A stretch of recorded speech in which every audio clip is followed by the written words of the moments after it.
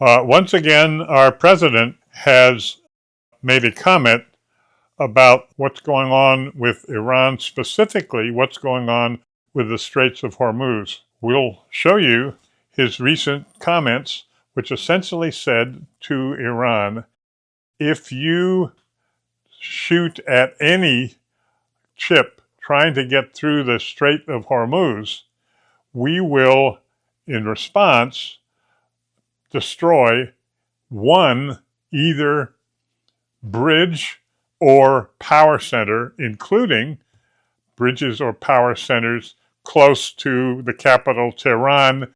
Thank you for your attention to this matter. So this has happened, and the question is, what is this going to do to our speculative issues on various markets? And what's happened so far is that the market is saying we don't believe that what the president is doing is going to have any impact on what Iran has been doing in terms of trying to block the Straits of Hormuz. However, what has also happened is that Trump has been working with ship owners that are considering to have their tankers go through the straits. And in one case, the ship owner has said to his crew, okay, if you'll gamble on trying to go through the straits, we'll pay you an extra 6 months worth of salary. And that's just started. And I think so far, the Iranian government has been shooting at those guys. But we just had this comment from the president just a few hours ago.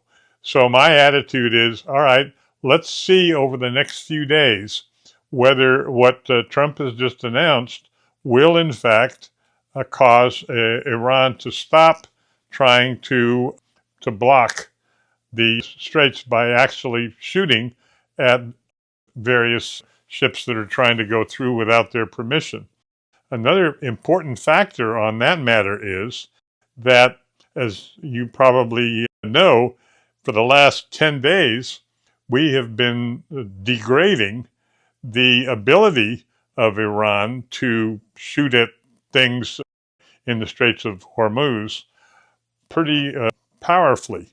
Will that degrading be enough to allow the U.S. Navy, which has a massive effort to try to block anything that Iran is sending against ships, to be successful? In that case, we may be in a situation in as little as a few days where it's obvious that we now control, the United States now controls the Straits of Hormuz, not Iran.